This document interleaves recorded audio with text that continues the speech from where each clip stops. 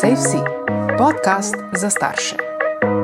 Punca na neki delavnici prišla vprašati izvajalko delavnice, kako naj naredi, da bo začela uživati v tem, ko jo fant lasa med spolnim odnosom.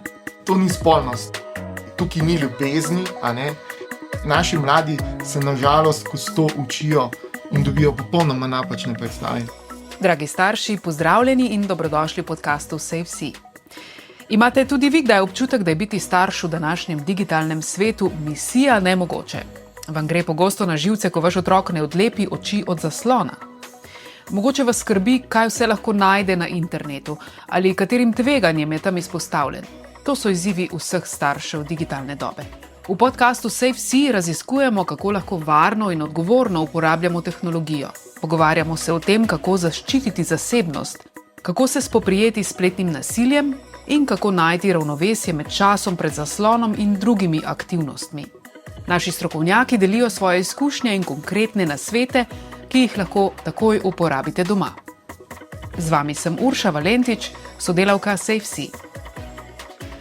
Morda se še spomnite časov, ko so pornografske vsebine kukale izza prodajnih polic sumljivih trafik in se gnetle na policah temačnih videotek. Če ste med mlajšimi starši, morda niti teh spominov nimate. Danes je pornografija na dosegu enega klika ali 3 X-ov, ki jih vtipkate v katerikoli iskalnik. Če niste namestili omejitev, je vse na dlani. Hkrati pa je spolnost nekako še vedno tabu, kar pri mnogih mladih, ki to področje šele odkrivajo, povzroča strašansko zmedo. Občutke krivde, pomisleke, da je z njimi nekaj narobe, občutke nevrednosti. Z Ajdo Petek in Markom Pušnerjem, kolegoma iz SafeSea, tokrat govorimo o pornografiji. Pozdravljena. Živja. Kdaj sta se vidva prvič srečala s pornografijo, kako sta na njo naletela? Daj kar ti, Marko. Da bi jaz začel. Osnovna šola, 7. ali pa 8. razred, točno se niti ne spomnim. Vem pa, da je eden izmed sošolcev prinesel, mislim, da je bil vroči kaj, pa smo pa gledali nage ženske. V šoli? V šoli, ja, med odmorom na skrivaj, seveda, ne. Če ni mogoče bilo celo pa v telovadbi garderobe, jaz zdaj tega, to je že tako daleč, da se tudi že ne spomnim, ne. Ja, je bilo pa to takrat, ampak to je bilo majčkeno drugačna pornografija, kot je danes. Ja, pri meni je bilo tudi, so že v osnovni šoli, tam 7. 8. razred krožile neke erotične zgodbe, ni bilo slik, samo tekst med nami. Smo si tu nekaj sposojali, da se pa prav spomnim, da je bil kakšen video, je bila pa, mislim, da sem bila že v srednji šoli, je bilo pa enih prijateljih, znancih, vrstnikih, ne, pač staršev ni bilo doma in smo po žuru šli k njim. In se je pol to vrtela, ampak je bilo to na televiziji, ni bila to neka videokaseta, pač očitno nočni program, ne. Ampak je bilo tako dost vseeno neprimerljivo z današnjo pornografijo, pa tako bolj, ne vem, kaj bi bil pravi izraz, ne, mehka pornografija, ali kako se reče, no. Tako da te res hard stvari sem kar precej starejša prvič videla, no. Tako da se ne spomnim, da bi bila neka travmatična izkušnja. Me je pa zanimivo, da sem enkrat čisto na televiziji Slovenija, mislim, da je bil en film, kjer je bilo prikazano posilstvo, pa ni bila to sploh ne pornografija, pač neka drama. Tisti prizori so se me pa tako kar dotaknili, no, in so me pa tudi kar nekaj časa preganjali. Zanimivo, jaz imam pa kar se tiče pa televizije, ne, imam pa izkušnjo, pa tudi po moje tam iz začetka srednje šole. Za novo leto je RTV Slovenija na drugem programu vrtela ob koncu programa, se pravi, to bilo tam enih 3 zjutraj, ne, za Silvestra, mehko erotične pornografske filme. In se spomnim, da sem enkrat gledal, mislim, da je bil eden iz serije Emanuel, to je bilo več filmov, ki so se, mislim, že ob 70-ih začeli, ki mi je pa ostal v spominu zato, ker je bila, v bistvu ti spolni odnosi so bili not prikazani na izredno čustven, izredno, saj meni se je takrat zdelo, zdaj mogoče me kdo popravil, ne, sem jaz napačno predstavil, ampak tak zelo čustven, na čustven, nežen način, ne, na tisto poudarek na uživanju, na lepoti ženskega telesa, ne. To je bilo pa tam po mojem nekje srednje šole, ja. No, tega občutka, ki ga omenjaš v klasični pornografiji, ni, ne? Vsaj verjetno v veliki večini. V današnji? Ja, v Ne. današnji, ne. Današnjo, Nažalost ne. mislim, to, kar so zdaj mi nazaj dopovedali, Ja. v bistvu po današnjih standardih zelo, v bistvu so težko, malo se je težko opredeliti kot pornografija. To bi se kot, ne vem, erotični akti ali pa neka taka erotična fotografija, film opredelila. Ker danes je to v bistvu hardcore oznaka, oziroma res to trdo, nič čustev, nič nežnosti. Odnosi so povoženi, oziroma odnosi so zreducirani na samo mehanične moški-ženska gibanje in to je to. Ne? In tle v tem nekega užitka ni. Ne? Koliko pa so otroci danes v povprečju stari, ko prvič naletijo na te pornografske vsebine, pa na katere načine najpogosteje pridejo v stik s pornografijo? Vidva ste rekla v 7., 8. razred, verjetno je danes to prej, ne? Ja, je prej. Mi smo ravno lani delali raziskavo na to temo med najstniki in so povedali, v bistvu skoraj polovica jih pride v stik s pornografijo starih 11 let ali manj, torej med 9. in 11. letom tretjina. 46% pa potem med 12 in 14 let, kar bi se nekako ujemalo s tem znajno izkušnjo z Markom. Ne. Tako da ja, se je premaknilo in imamo tudi nekatere tam recimo skoraj 15%, ki so bili mlajši od 8 let. To so res zaskrbljujoči podatki. Zdaj prišli so v stik predvsem v osnovni šoli najbolj na ta način, da jim je nekdo pokazal ali poslal. Ne. Tako da to se očitno od najnih časov ni spremenilo. Ne. No, potem v srednji šoli se pa že pomakne, da namensko iščejo, ne, kar polovica jih namensko išče. So pa velike razlike med dekleti in fanti. No. Se pravi, pri dekletih je v osnovni šoli samo 1/4 takih, ki je že videla pornografijo, pa v srednji 1/3, to je vse precej tako nekako nizko. Ne. Pri fantih je pa pri obeh starostih večina, ne, torej 2/3 v osnovni šoli, pa kar 4/5, ne več kot 80% v srednji. Kakšni starši, mogoče predvsem očetje, si rečejo, ne, pa se kaj potem, če pa otrok pogleda kakšen porniča, ne. Saj smo se tudi mi konec koncev iz te pornografije v bistvu učili o spolnosti, ne. A bi se vidva strinjala s takim stališčem? Ne. To, kar mi vidimo, to niso spolni odnosi v smislu neke zveze med dvema človekoma, pa naj gre to za ljubezensko zvezo ali pa recimo temu večerni dogovor, a ne se pravi za enkratno, mogoče nekajkratno srečanje, ne neko avanturo ali kaj podobnega. To je prvič vse zaigrano, to se treba zavedati, to so profesionalni, večinoma profesionalni igralci ali pa amaterski igralci, poudarek je na igralcih, ki imajo nek verjetno bolj ali manj okviren scenarij, po kateremu se pač to posname. Tukaj treba tudi vedeti, da skoraj zagotovo sploh pri teh višje proračunskih pornografskih filmih je zadaj še cela ekipa, a ne? Ni to samo tista dva pa kamera, ampak je to verjetno vsaj še 10 ljudi, ki tam počne različne stvari, od tega, da gleda v telefone, do tega, da dejansko usmerja kamero, luči in podobno. Skratka, gre za neke vrste industrijo, to pravzaprav je industrija, katere namen je seveda produciranje čim več posnetkov, govorim tako o videoposnetkih, o filmih, o fotografijah, za neke vrste zabavo za odrasle in seveda to se potem seveda financira, oziroma pač zasluži tudi s tem, zato je osnovno. Ampak to ni spolnost, tukaj ni ljubezni, a ne. Tudi morate vedeti, da igralci sploh v teh, kadar gre za neke bolj trdo erotične prizore in pa recimo za nasilne prizore, da tukaj je veliko predpriprav za same igralce, da to ni kar zdaj pridejo pa se, ne vem, pa imajo nek spolni odnos, to so predpriprave, fizične, kondicijske, tudi z farmacevtskimi izdelki, a ne, skratka, vse je po scenariju prirejeno, zaigrano. In težko tudi na spletu, ko gledaš, recimo, ko obiskuješ te spletne strani, težko najdeš posnetek, za katerega bi se lahko reklo, ok, tole bi pa bil primer prave spolnosti med dvema, recimo moškim in žensko. Ne. Ja, recimo tukaj bi dodala, da večinoma je tudi zelo tako v ospredju moški užitek, ženski užitek je postavljen v zadje, zelo so tudi seksistično prikazani odnosi, moški dominira, ženska se mora podrejati.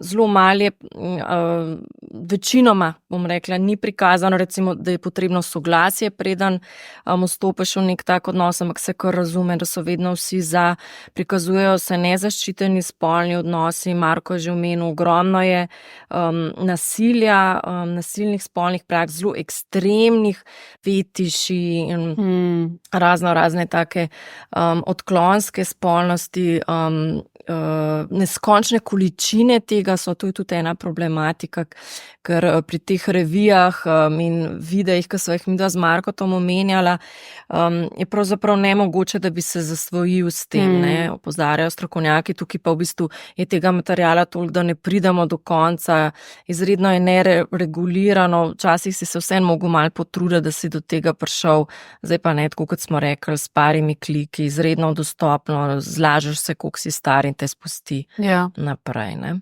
Ja, in še nekaj je pomembno, ne? Moški so vedno sposobni, ženske pa vedno doživijo vrhunce oziroma ugaze. Nekaj, kar v resničnem življenju ni vedno. Tukaj pa je. Ne? In to tudi te napačne predstave pol v spolnosti v bistvu na nek način ustvarja tudi pritisk na mlade, ne? Kakšni morajo biti, kako se morajo vesti med spolnim odnosom, v partnerstvu, kako mora biti ves čas, recimo fantje pripravljeni na seks, biti agresivni, punce se morajo obnašati kot te igralke, tolerirati nasilje in res neka nerealna pričakovanja tudi do svojega telesa v smislu izgleda in tega performansa, kar zelo obremenjuje lahko mlade. Vidva tudi poznata nekaj pretresljivih zgodb v bistvu, ne, otrok oziroma mladih, ki so si želeli ugajati partnerki na način, kot so to videli v pornografiji, a ne? Ja, zanimivo je tudi raziskava, sicer angleška, je pokazala, da zelo veliko otrok želi posnemati to, kar vidi v pornografskih filmih. Ne. Recimo tam 11-12-letnikih je petina hotela ponoviti to, kar so videli, pri 15-16-letnikih zrastamo že na 42%. Ne. In potem sem slišala take zgodbe, ko je dejansko punca na neki delavnici prišla vprašati izvajalko delavnice, kako naj naredi, da bo začela uživati v tem, ko jo fant lasa med spolnim odnosom, ker ona oba sta videla v filmih, da dekleta oziroma te igralke uživajo v tem, ona pa skriva solze, se pokriva z blazino, da ne bi videl, da to njej ne prinaša užitka. Ne. Veliko je tu takih zgodb, recimo pride do dejansko erektilne disfunkcije pri mladih, zelo mladih fantih, tako dejansko najstnikih, ne. Zaradi teh dopaminskih krogov, ki se pokvarjajo v možganih in potem dejansko v nekem realnem odnosu ne more več doživljati užitka. Ne. To so res zelo tragične zgodbe. Tudi velika razlika se pokaže pri stališčih, ki smo jih merali med mladimi, ne, recimo med tistimi, ki gledajo pornografijo, pa tistimi, ki je ne gledajo. Recimo kar 5-krat več tistih, ki gledajo pornografijo, meni, da je nasilje popolnoma normalen del spolnosti. Ne. Potem recimo, da mora biti moški dominanten in nasilen, ženska pa mora v tem uživati, kar 5-krat več, več kot 5-krat več mladih med tistimi, ki gledajo, to misli. Ne? Kar 27% med tistimi, ki ne gledajo, pa samo 5%. To so res ogromne razlike, ne? Ki pokažejo v bistvu, kako vpliva pol tudi na, kako gledaš na nasprotni spol, kako gledaš na odnose med moškimi, ženskami, na vse. Ne? Ja, seveda. A ni to grozljivo, da našim mladim oblikujejo mnenje o taki zadevi, kot je spolnost, neki zaigrani domišljijski filmi. Za mene je to grozljivo. Razumem, če ti gledaš nek akcijski film, pač klasičen akcijski film, pa nekako, mislim, da je vsakmu jasno, ali pa večini, če ne pa zelo hitro spozna, da je to pač zaigrano in da ne moreš tako leteti tudi pri pacu, kot je ne vem kdo vrže ali kaj takega, ne letiš na tak način. Ne? Pač gre za kaskaderje, vsi so na nekih kablih, da se to pač da je bolj lepo zavideti, bolj privlačno zavideti. Ampak enako je pri pornografskih filmih. Ne? Oni imajo namen zabavati na nek način, pač na področju spolnosti, ne pa prikazovati resnično spolnost. Ja. Naši mladi se nažalost skozi to učijo in dobijo popolnoma napačne predstave. In To ni dokumentarni film. to ni ja. tako, to ni dokumentarni film. Ne. Tukaj v bistvu potem jaz se tle strinjam, da res starši zamujamo priložnost, če si ne vzamemo te naše pravice, pravzaprav, da svojemu otroku prenesemo neka znanja, neke svoje vrednote, izkušnje glede spolnosti in pustimo, da to dela pač ulica, pa internet, pa neki taki filmi, kjer dejansko lahko pride do kar hudih poškodb in vplivov potem na intimne odnose skozi celo življenje tega otroka. Ne? Pa je smiselno tudi recimo, da zdaj, če govorimo o starših mlajših otrok, da otroka pripravijo na to, na tisti trenutek, ko bo v bistvu prvič videl te posnetke, če bo to zdaj pri sošolcu ali v šoli ali kjerkoli, ne? Ko bo zagledal te posnetke, kaj naj naredi, ne? Oziroma kako sploh o tem govoriti. Ne? To je v bistvu zelo težko vprašanje, oziroma zelo zanimivo vprašanje. Ne? Ker zdaj, da bi starši, ne vem, enega premladega vpeljevali v to vsebino, absolutno ne. Zato, ker preprosto ni pripravljen na to. Razvojno gledano, tukaj govorimo o razvoju, ne o kakšnih drugih dejavnikih. Ne? In šele pri določeni starosti, ne, tam, ko prejo najstniška leta, recimo tam nekje postanejo, ko jih tudi spolnost začne čisto po naravni poti zanimati. Ne? Jaz mislim, bo Ajda povedala, Pola se strinja z mano, ali pa bo dala mogoče celo boljši predlog, ampak jaz mislim, da je pomembno, da tisti trenutek, ko se otrok začne zanimati za spolnost, se pravi, pač ko pride v puberteto, ko pride v ta obdobje pubertete, da takrat je fajn, če se nekdo z njim o tem začne pogovarjati. Ne, imamo v osnovnih šolah, imamo spolno vzgojo, a ne. Problem te spolne vzgoje je, da marsikje, oziroma večinoma ne vključujejo tudi teme pornografije. To je ena izmed zadev, o katerih se je treba pogovoriti in tudi predstaviti, kaj to je. Pač to, kar tudi mi danes, mislim, kar se mi tudi danes pogovarjamo, samo za otroke na njihov način, na njim primeren način. Zato, da bojo dobili informacijo, da v bistvu pornografija je neka posebna zvrst, ki pa ne odraža resnične spolnosti. To je pa nekaj povsem drugega. Ne?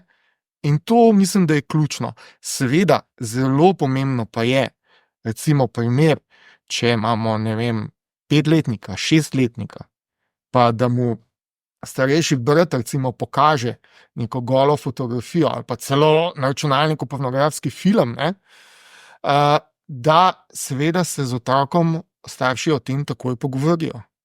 Ker otrok bo po vsej verjetnosti doživel neko travmo, ker to je nekaj, kar ne bo razumel. Ampak vprašanje je, če bo otrok to lahko povedal, ne? Da je to videl sploh. Ne? Se pravi, tukaj mora pač starši, ko zaznajo, da se je to zgodilo. Zdaj lahko zasačijo, ali pa skozi mogoče vedenje ugotovijo. In takrat je pa treba se pogovoriti, seveda, na način, ki je primeren za starost tega otroka. Ja, da se res postavi to v kontekst odraslosti, ne, se pravi, odrasli ljudje, ki se imajo radi, se pravi, tudi v kontekst ljubezni, to absolutno ni za otroke, ampak odrasli pa, ki se imajo radi, pa včasih to počnejo. Ne.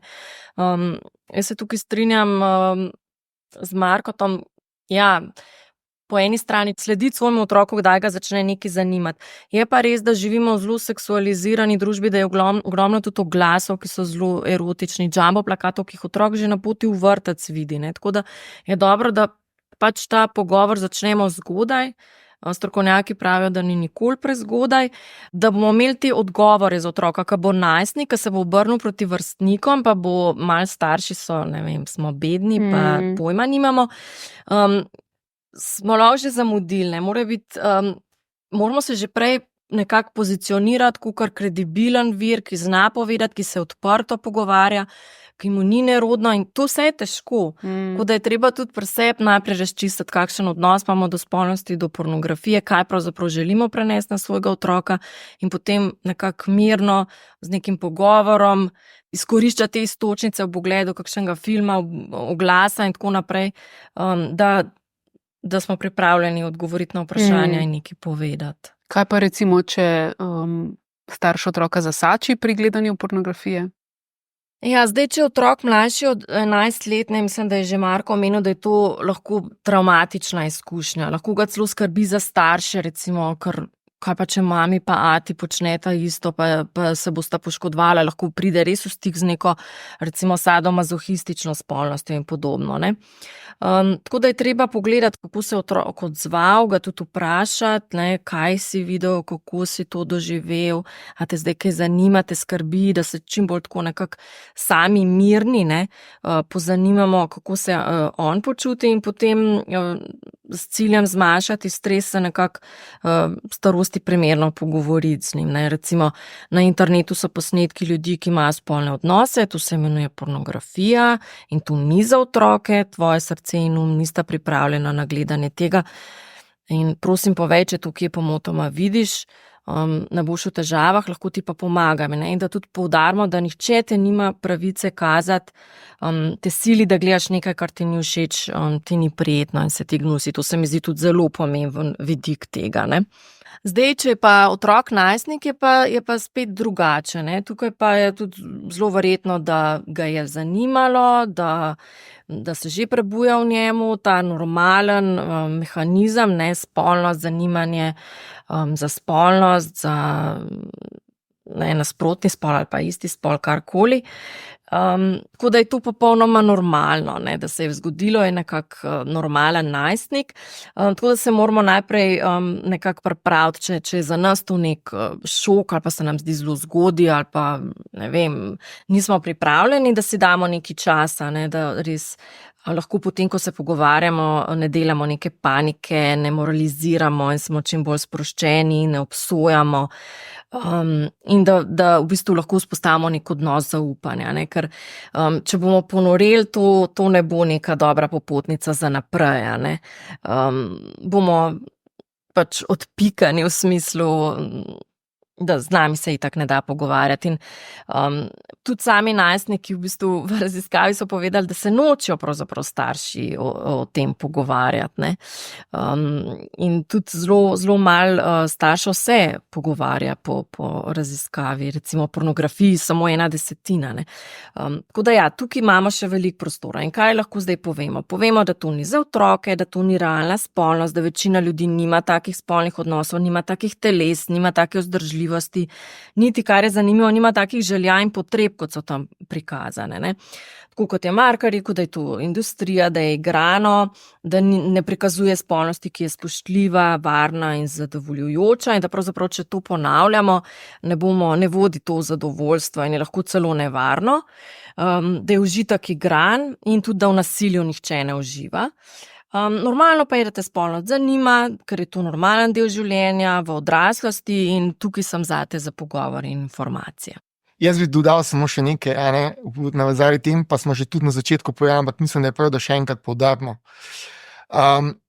Pornografija, videoposnetki, fotografije, s katerimi se mladi srečajo, sploh potem, ko so najstniki, ko enkrat namensko iščejo te vsebine, večinoma tukaj gre za trdo erotične zadeve, za tiste skrajne oblike. Če pa ne čisto v začetku, pa zelo hitro skozi filtre na teh spletnih straneh, na pornografskih spletnih straneh, zelo hitro pridejo do teh najbolj skrajnih, najbolj nasilnih oblik, ne.